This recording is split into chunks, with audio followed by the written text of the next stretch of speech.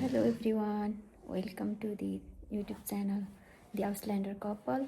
चाहिँ हाम्रो first vlog हो अनि आज चाहिँ हामीहरू घुम्न जाँदैछौँ। कुन ठाउँ जाँदैछौँ गएरै देखाउने छु। अब हामी हिँड्न लागेको हतार भएको छ। हामी चाहिँ अहिले जर्मनीमा बस्दैछौँ। वी आर फ्रम नेपाल अनि यो चाहिँ फर्स्ट टाइम भ्लग बनाउँदैछु। कस्तो हुन्छ हेरौँ है त। मेरो हस्बेन्डसँग चाहिँ अहिले भेट्नु होला। हतार भयो भनेर मलाई हताइरहनु भएको। Hello. Okay, his my husband. हतार मलाई अत्ताइरहनु भएको। ओके, बाँकी चाहिँ हामीहरू देखाउने नै छु कता कता जान्छौँ। हामी दौडिँदै आएर ट्राम चढ्यौँ। मलाई ठाउँ नै थाहा छैन कहाँ लाउनुहुन्छ। जाने ठाउँ चाहिँ गएपछि देखाउँछु भनेको। बाटो बिचमा चौका कहाँ पर्छ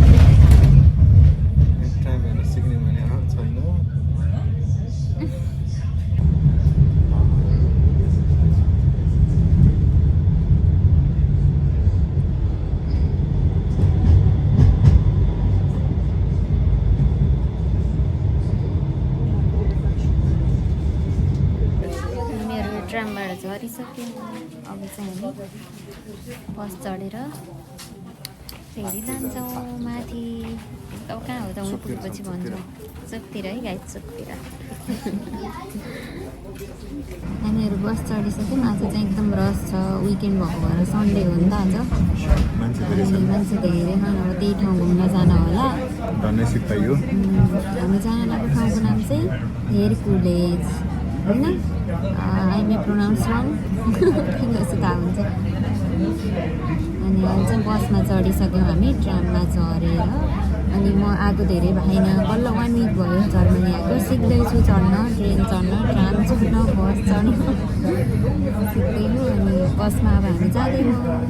यस्तो हो, साँच्चै नै पाहाड नै हो।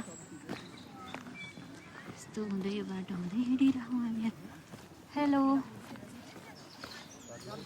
हिँड्दै खुट्टा दुखिसके। कति हिँडाउने हो अझै? कस्तो त्यसै हो र? 2 मिनटमै खुट्टा दुखे। कति बेला हो पुग्ने? अब चाहिँ चक्कावाला जुत्ता लिएर हिँड्नु परेको। Okay, wow beautiful. के ब्युटिफुल भ्यू अझ पुरै आउँदै होला। पछाडिबाट हिँड्दै छौँ हामी अगाडि। कस्तो राम्रो यो देखेको चाहिँ कासेल वान बस्ने सिटी हो यो चाहिँ। अनि यो ठाउँलाई हेरकुलेस भन्दो रहेछ। हामीहरू यहाँ आइपुग्यौँ। यसरी भ्यूज हेर्दैछौँ। त्यस्तो छ। कस्तो लागिरहेको त हजुरलाई? रमाइलो मौसम चाहिँ। हजुर त पहिले नै आउनुभएको थियो। आज फर्स्ट टाइम बुढीसँग आउँदाखेरि। पहिला अब त पानी परेको थियो, भिज्दै आएको थियो। ग्रुपमा आउँदाखेरि त्यो पनि रमाइलो भएको थियो भने चाहिँ होइन। तर आज त आउँदा झन् रमाइलो। पानी पर्ला जस्तो भइरहेको थियो। यस बेलामा परे होइन। मौसम चाहिँ घुम्ने भन्दा पनि यसो रुममा अथवा मुभी हलमा गएर मस्त मुभी हेर्दै बस्ने खालको जस्तो मौसम छ कि। नेपालमा भए भए जानुहुन्थ्यो। यहाँ चाहिँ फाउन्टेन सो हुन लाग्यो। त्यही भएर हामी तल जाँदैछौँ। तलबाट चाहिँ राम्रो देखिन्छ होला भनेर। तल मान्छे पुरै भरिसक्यो खानेहरू। तल मान्छे पुरै पनि लास्टै एकदम भिड हुँदो रहेछ कि। कति धेरै मान्छेहरू छन् क्या तल पनि। त्यस्तै भइरहेको नि माथि पनि त्यस्तै मान्छेहरू छन्। तल आउँदैछन्, फाउन्टेन सो हुँदैछ।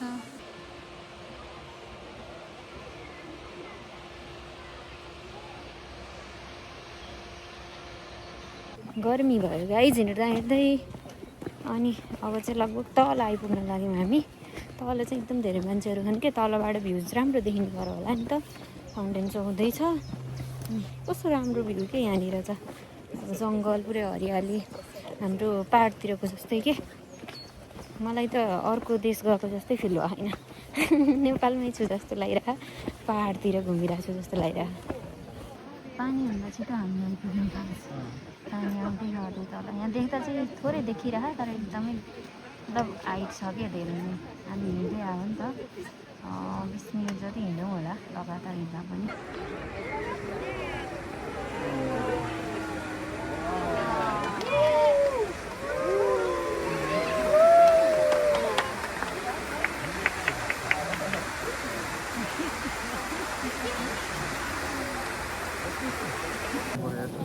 बसिरहँ अब केही खानु पऱ्यो भनेर चिप्सहरू लिएर आएको अनि You guys noticed or not? We are training.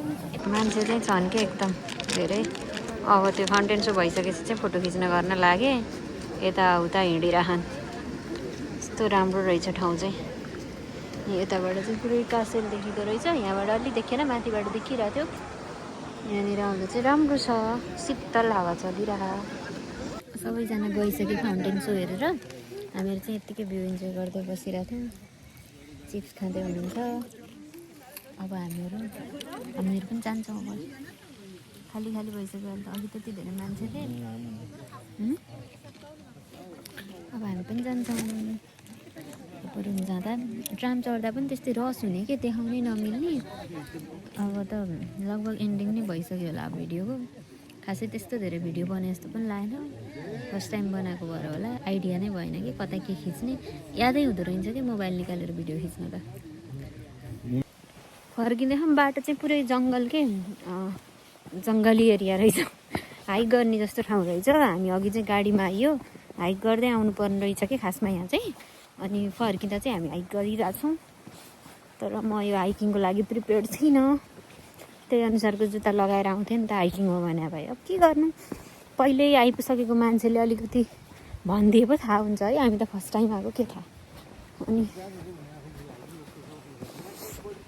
भन्नुभएको थिएन केही पनि के भन्नुभयो ब्याकग्राउन्डमा सुन्नु भएन होला पक्कै पनि अब मेरो कुरा सुन्नुहोस् त्यही हो हिलो छ भाइ अनि त्यसपछि यहाँ चाहिँ यस्तो के पुरै राम्रो रहेछ ठाउँ अनि अब सँगै घुम्न भनेर आएको मान्छे एक्लै हिँडिरहनु भए म एक्लै पछाडि छु अब त्यही पनि आज हामी नवविवाहित जोडी हो कि नेपालमा पनि कहीँ पनि घुमाउनु भएन बिहे गरेर सिधै यहीँ जर्मनी लिएर आउनुभएको त्यसपछि मलाई घुमाउनु लग्यो भनेको मार्केट ग्रोसरी सपिङ अनि अब अहिले भोक लागिसके जस्तो छ खाँदै एक्लै खानु भएको त्यो पनि खुवाउने पनि होइन फेरि भन्न पर्छ अब के गर्नु अनि एक्लै हिँड्दिने क्या भर्खर बिहे भएको मान्छे त कस्तो हात समातेर हिँड्छन् नि केही पनि छैन त्यो कता हो कस्तो खोलाको आवाज सबैजना मलाई यो देख्दा चाहिँ पुरै पाहाडवाला भाइब्स आइरहेको के म चाहिँ हाम्रो पर्वतमै घुमिरहेको जस्तो लागिरहेको म बोलेको उहाँ बोल्नु भएन तर रियल लाइफमा चाहिँ म इन्ट्रोभर्ट छु उहाँ एक्स्ट्रोभर्ट हुनुहुन्छ ब्लगर हुनु नि गाह्रो रहेछ जिन्दगीमा फर्स्ट टाइम भ्लग बनाउने बिर्सिनी भिडियो नखिचाए बेलामा के फन्नी भइरहेको हुन्छ है भिडियो खिचाए बेला पुरै सिरियस टक्कै कस्तो राम्रो फाउन्टेन सो देखियो भनेपछि एक्लै हिँड्नु हो क्या हेर्नलाई मेरो हातै छोडेर यता पनि मान्छेहरू बसिरहने हेर्नलाई मान्छेहरू बसिरहन् यहाँ चाहिँ मान्छेहरू आफू देखिन खोजिरहन् भिडियोमा सबै हेरेर बसिरहन्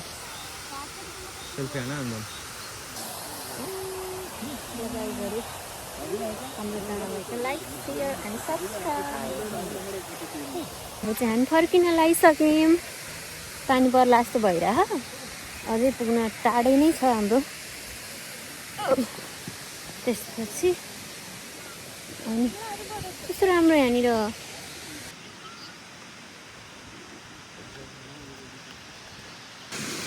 कस्तो राम्रो के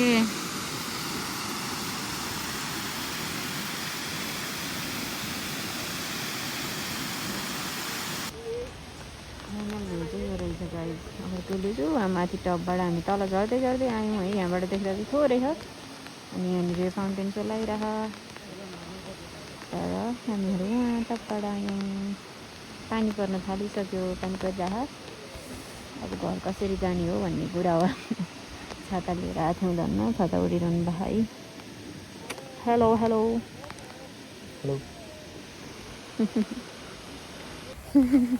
छाता गर्दा हिँडिरहँ पानी परेर धेरै ठुलो त परे होइन तर टप भइरह किन भिज्नु छाता ब्यागमा छ भनेर छाता ओढिरहँ अब चाहिँ हामी रम्दिन जाँदैछौँ जिस्काउनुहुन्छ कि मलाई भ्लग बनाउँदा अनि लाज लाग्छ झन् यसै त लाज लगाइरह नेपालमा भयो भए त मैले बनाउनै सक्दिनँ होला यहाँ चाहिँ अब मतलबै नहुने भएर मात्र मलाई चाहिँ राम्रो देखिरहेको रहेछु हजुर चाहिँ कालो देखिनु भएको रहेछ तर रियलमा चाहिँ म काली छु उहाँभन्दा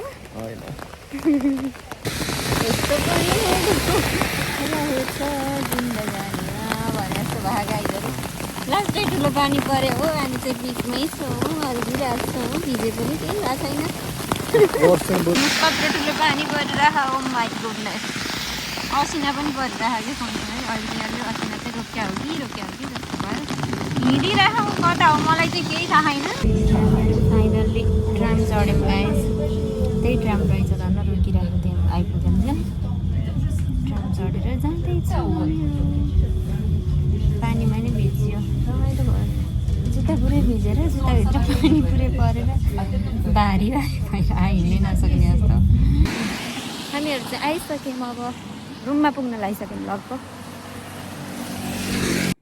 हेलो हामीहरू चाहिँ रुम आइसक्यौँ अनि आजको भ्लग चाहिँ यति नै थियो पानीले पुरै भिज्यौँ अनि भर्खर आइपुग्यौँ रुममा आज वाइवाई चाउचाउ छ नेपालबाट ल्याएको त्यही पकाएर खाने प्लान छ हाम्रो च्यानल हाउसल्यान्डर कपाललाई चाहिँ सब्सक्राइब गरिदिनु होला हाम्रो भिडियोलाई लाइक सेयर गरिदिनु होला